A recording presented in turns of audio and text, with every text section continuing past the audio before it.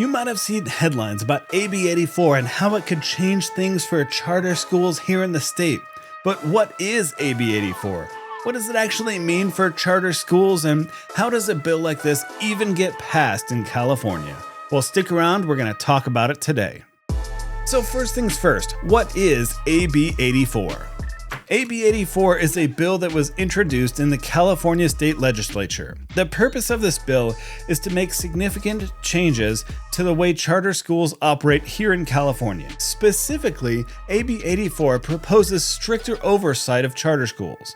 It could do a few things: limit the ability of new charter schools to open, add more reporting requirements for existing charters, potentially give more control to local school districts to deny or revoke charter petitions, and many others. In other words, it's part of a bigger conversation about how California manages public education and charter schools. So what does this mean for families and for charter schools? Well, if AB 84 passes, it can become a lot harder for new charter schools to be approved, and current charter schools might face more restrictions and more paperwork. Some smaller or independent charter schools might struggle to meet new rules and survive. And honestly, the biggest thing that would happen and the biggest effect for us would be the extra funds that are provided to us by the charter schools. You see, our charter school gives us a few $1,000s a year to spend on curriculum, extracurriculars, and field trips. For example, we use it for curriculum products, for trips, and for our daughter's karate. But if AB 84 passes, these funds would be stripped away and taken, and we wouldn't have the opportunity to use them anymore. And this matters because right now, a lot of families choose these charter schools for the more flexible learning options, the smaller class sizes, specialized programs that are not offered in traditional public schools, and for these extra funds to help pay for things like these extracurriculars. So you may be asking, well, how does a bill like AB 84 even become a law in California? Because honestly, I had no idea, and I was kind of flabbergasted at how, well, let's be honest, ridiculous the process is here in California. So let's walk through the process a little bit, because understanding this can help us all see how we can make our voices heard in the future, whether we agree or disagree with any law.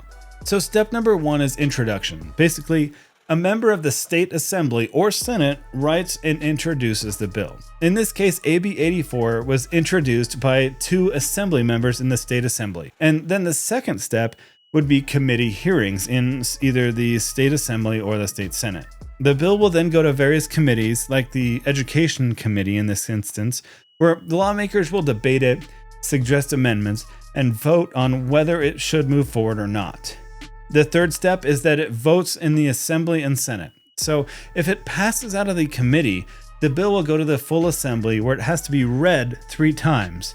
And then if it passes there, it moves to the state Senate where it goes through the same process, and vice versa. If it starts in the state Senate, it gets read 3 times and then moves to the assembly. So basically the same thing, just depending on who comes up with it. Now, it has to pass both, or it has to pass 3 readings in each the Assembly and the State Senate.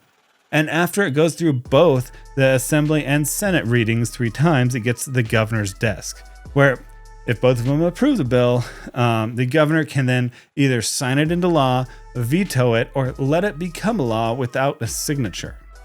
And at that point, it goes to the implementation phase, where after he signs it, the agencies will start working on rules and systems to put the law into practice, which could take months or even years. So AB 84 is still moving through this process right now. It has made its way through the assembly and is now in the state senate, and as of today, it has been read once.